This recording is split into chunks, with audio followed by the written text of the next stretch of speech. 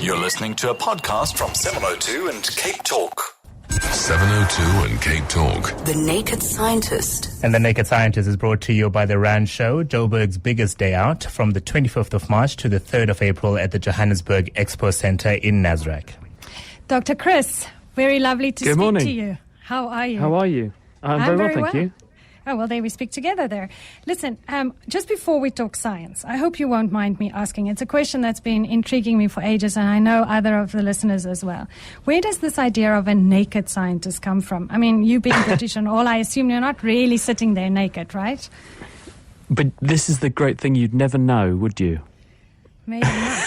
But see, I People can lived in find out England next for week, a though. while. Oh, really? Well, you know what a funny bunch we are Webcam. then, don't you? But, I mean, people can come along next week and they'll see for themselves, because I will be there in the flesh, if you excuse the pun, because we're going to do some special events for 702 on Thursday, but also at the Rand Show, because I'm coming to do some special shows and demonstrate some and showcase some amazing science for the Rand Show across the Easter weekend. So I'm hoping a whole bunch of people are going to come along and say hello, because it'd be lovely to see everybody and catch up with some sunshine, which we don't have much of that here either. Well, there you go, people. Forget about James Bond. Dr. Chris Smith, Rand Show. Go there and speak to him and see. Please, somebody report back about the nakedness. We'd like to hear. Tweet, Facebook, all that kind of stuff. To more serious issues, Chris. You want to talk about polluted air and how it affects unborn babies. Yes, well, one of the things that always strikes me, and really this is a bit pot calling kettle black, because London has been condemned as one of the worst cities for air pollution in the world. It's in the top 20 for worst air, and it's about to be fined 300 million by the European Union. Part of the reason perhaps why we might be leaving the European Union.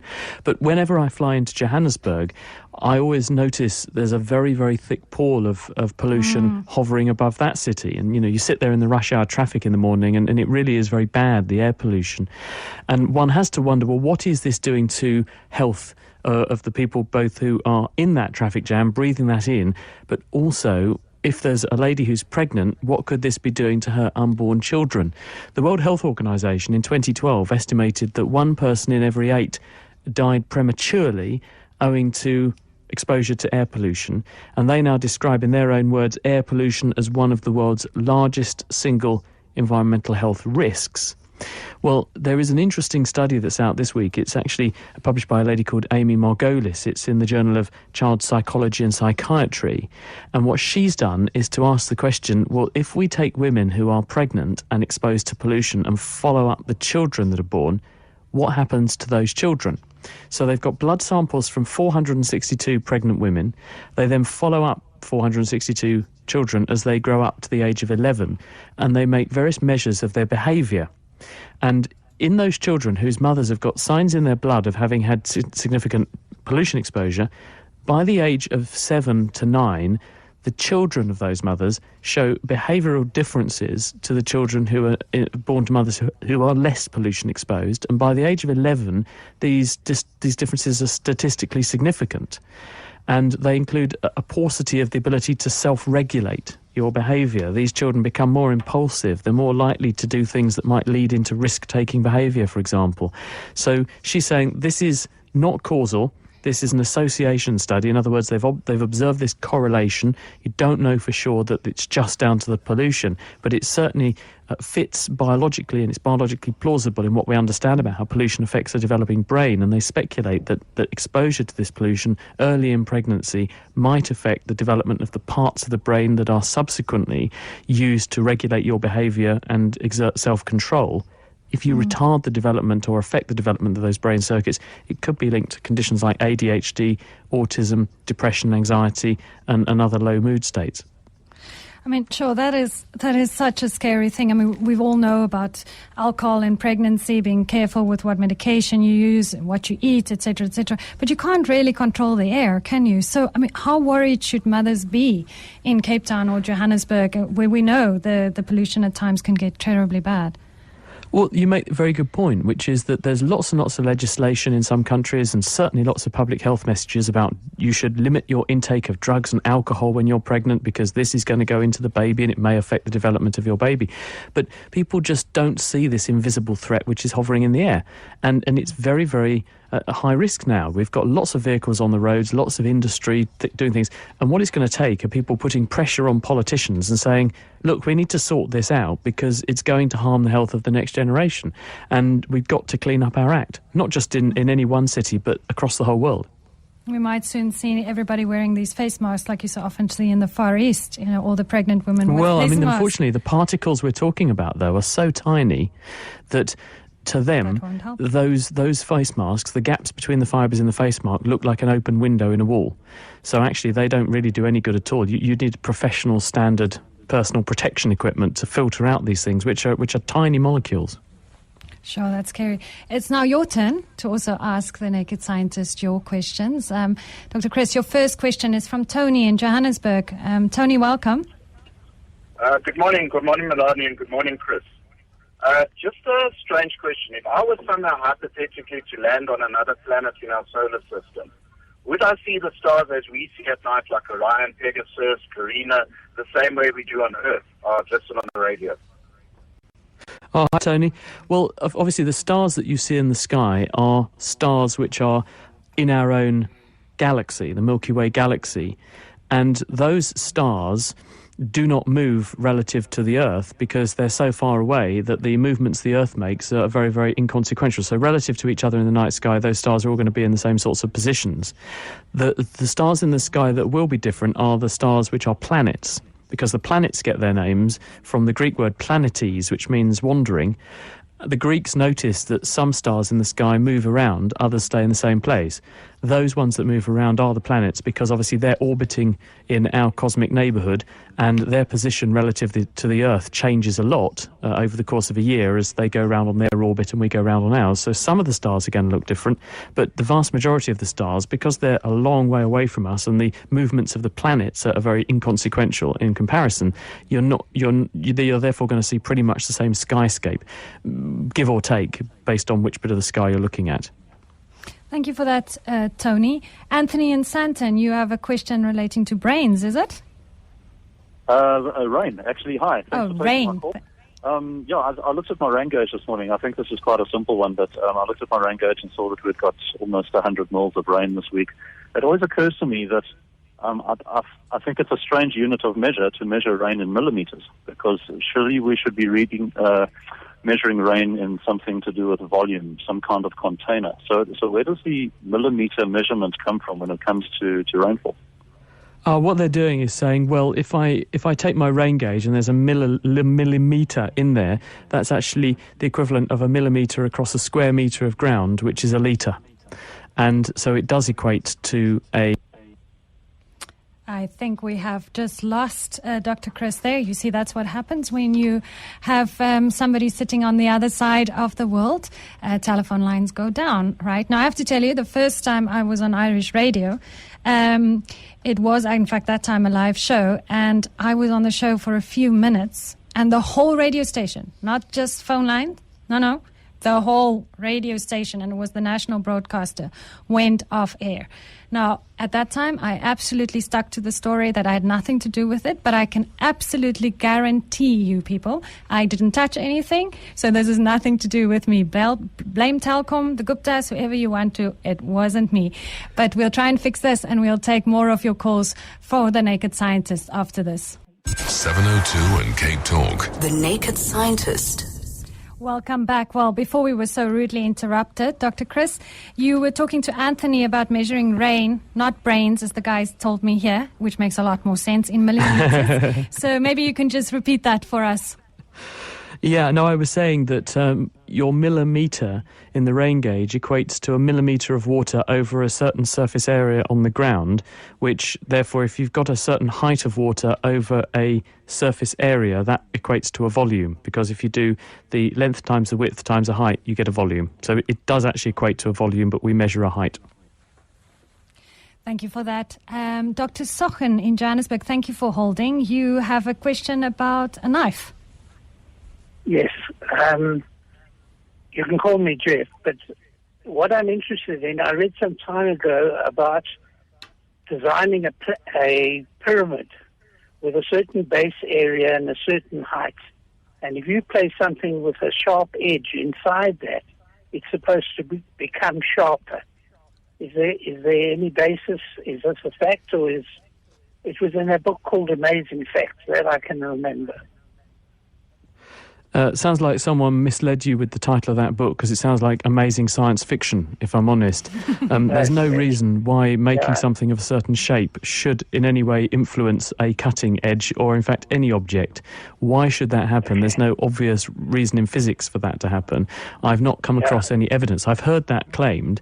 I'm certain it's a myth. I don't think there's any evidence whatsoever that building a pyramid should keep a blade sharper, because why should that happen? I can't think of a rational reason. But more importantly, haven't seen any evidence. So if anyone's got some evidence, do please send it in. But I think probably, Jeff, it's rubbish. Well, and now we can ask Stanley. Stanley, I hope this isn't also a rubbish. But Stanley, you actually seem to have a really interesting question around vitamin D. Hi, I just lost that. Are you still with me? I am with you. You're speaking to Dr. Chris if you want to put your question. Please, thank you. Hi, Chris. I'm an avid listener of your podcasts. I think they are beautifully presented. Thank you for that. I'm interested in the sunlight that promotes vitamin D in the bloodstream. I seem to have heard you guys saying something about the fact that sunlight through the eyes also has an impact on vitamin D, because there's some kind of receptors in the eyes that are perhaps more sensitive to that. Is that true? Hello, good morning. Thank you for the kind words. There's two different phenomena going on here. Sunlight which reaches your skin reacts with, and specifically the ultraviolet in the sunlight, reacts with cholesterol, and it leads to the formation of 1,25-dihydroxycholecalciferol, otherwise known as vitamin D, and that's because you also send the molecules through your kidney and your liver to give them the 1 and the 25-dihydroxy bit. They are then involved in absorbing calcium from the things that you eat and making you put that calcium into your bones. Light that goes into your eyes does two things. One of the things it does is to bind to your rods and cones so that you can see. That's visible light, what we're calling the visible spectrum. But there are also cells in the back of the eye which are called intrinsically photosensitive retinal ganglion cells, which are not connected to the seeing part of your brain, but they are connected to another part of your brain where your body clock is located. And these intrinsically photosensitive retinal ganglion cells are sensitive to blue light, like a nice deep blue sky. And when they see that signal, they send these discrete nerve impulses into the body clock, and that is a strong resetting signal for the body clock. Now, this is what enables you to get over jet lag, and it means that you know when to set your clock to wake you up in the morning and when you should be feeling tired at night. That will have effects right through your body, and it will also have an effect of setting the clocks running in all the cells in your bodies, because all of your cells in your body have their own clocks. This will have an effect on metabolism, and it almost certainly will have an effect on how you do your vitamin D. And because it gets you up in the morning, it will put you out in the sunshine and make you make more vitamin D in your skin in the sunshine, but it won't directly lead to the formation of vitamin D in your eye. What an interesting question. Thank you for that, Stanley. Just before I go to Becky in Pretoria, just remember you can still send us in your questions or call us in on 011 883 0702 or Cape Town 021 446 0567. Becky in Pretoria, you have a question around DNA. Yes, good morning, Chris. And I have a question here which is puzzling and dividing my family. You know, I've been taking a DNA test to my father who's normal. But I just want to know how accurate are the DNA tests because they failed me. And I know the man has been my father for a long time. Is there any percentages that regards as your father or otherwise? I don't know. Please help, Chris. I guess you're asking, how does DNA fingerprinting work so that we can work out who is related to who? And the simple answer is everybody is unique, because there are parts of your DNA which you inherit from your mother and parts which you inherit from your father. And so you inherit a unique combination of genetic letters which make up your DNA code. There are regions of the DNA code which are very, very highly variable between one person and another. And because you inherit one group of highly variable regions from your mother and one from your father, if we look at those highly variable regions, we can easily find pieces which are distinct and unique to you. So what scientists do is take some cells out of your body, get the DNA out of those cells, then they cut the DNA up with a molecular pair of scissors called a restriction enzyme, and this makes short pieces of DNA, which they then separate out on what we call a gel, and then you can see how big the bands are. You get little bands like a ladder of corresponding to the different sized pieces of DNA. And if we focus in on those areas corresponding to these highly variable parts of your DNA, we can see a unique pattern that corresponds to your father, a unique pattern that corresponds to your mother. And when we put you there, we should be able to see that the same bands line up with both you and your dad and you and your mum. And that tells us that you're related to both your mum and your dad. And more recently, scientists have also gone a step further, and they're sequencing, actually reading the letters, the DNA letters in an individual, because if you do that, you can also prove that one person's got certain combinations of DNA letters that are unique to them and their mum and their dad, showing that they're all a family. Becky, does that answer your question? Oh, no, Becky's already gone. Sorry about that. Godfrey from Pretoria, thank you for holding on for so long. Put your question to Dr. Chris. Thanks for the privilege. A couple of years ago, about 4 years ago, I was diagnosed. I've got a growth actually at the back of my head, just above my left ear. It was diagnosed to be what we call lipoma. And at that time, I was told that there is no emergency for an operation unless it changes in size. But over the years, it has grown tremendously. So my question is, what are the risks for any operation? Because I'm planning to go for an operation in the days ahead. What are the risks for that operation? And what are the causes of lipoma? Okay, so what is a lipoma? Who has them? And how can we get rid of them? A lipoma, anything with an oma on the end, means some kind of growth, and it's usually a benign growth. And lip means the cells that contain fats, adipocytes. So this is a benign, harmless growth of the cells that store fat under the skin. They're very common. Lots of people have them. They're more common the older we get. Most people have one or two here and there, and they just form a sort of a soft blob in the skin, which if you rub your hand over it, it's almost like a jelly. If you were to shake a jelly, it would wobble. You'll feel this soft lump wobbling in the skin, and it just gets bigger and bigger and bigger over time. It won't harm you because it can't grow invasively like a cancer, and it can't spread around the body like a cancer, and only very rarely do they become complicated. But they can become unsightly, and they can become a nuisance. If you get them in certain parts of the body, they can catch on bra elastic, for example, or rub or catch on clothing. So sometimes people do elect to have them removed, even for cosmetic reasons. They're actually very easy to remove because they are a distinct entity from the underlying skin. So the surgeon normally makes a cut across the skin and can actually shell out the lipoma from that area. The downside is that sometimes, because they've become quite big, they've stretched the skin a bit over themselves, so there may be an excess of skin, and the surgeon will have to work out how much skin to remove to then bring the edges gently and carefully together to get a good cosmetic result. But most surgeons and plastic surgeons are very, very good at doing this. That's what they earn their money for. So it's, on the whole, a very safe procedure, and one that won't take very long either. It can be done under local anaesthetic usually, just numb the area and get the tumour out. We have time for one or two questions, most probably just one. Corey, you also have a medical question around malaria, is it? That's correct, yes. Hi, Dr. Chris. Because I'm busy recovering 2 weeks now from malaria, but now all of a sudden I've got a shortness of breath and an increase in my heart rate. Is that normal, or is it something that happens with the malaria now? I will listen on the radio. Well, first of all, what is malaria, first of all? Malaria is a parasitic infection. This organism is picked up from people who are infected with an infectious form malaria by a mosquito. The mosquito picks up the malaria parasite when it takes a blood meal. The malaria parasite infects the mosquito. It grows and increases its numbers in the mosquito. Then it goes into the salivary gland of the mosquito, and when the mosquito goes and bites another uninfected person, because the mosquito puts some of its saliva in first when it bites somebody to stop their blood from coagulating, some of the malaria parasites are transmitted into the person at that time. They then go round the body of the infected person, and they replicate or grow in the red blood cells of an infected person. When they grow in the red blood cells, they A, damage the red blood cell, but B, they encourage the immune system to attack the red blood cell.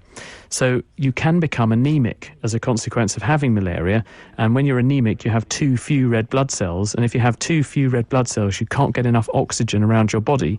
This will make you feel tired. It will mean that your heart also has to pump more blood more often around your body to get enough oxygen around your tissues. So that's why you might be feeling a bit tired. I would recommend, if you haven't been to see a doctor, go and see a doctor, get a blood test and make sure, A, that you have got malaria and that you have cleared the malaria, and B, make sure that you are not anemic and therefore might need some help.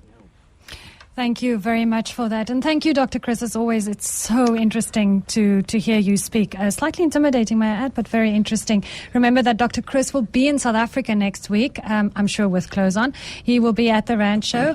And in the meantime, you can visit him at his website, thenakedscientist.com. Thank you, Dr. Chris.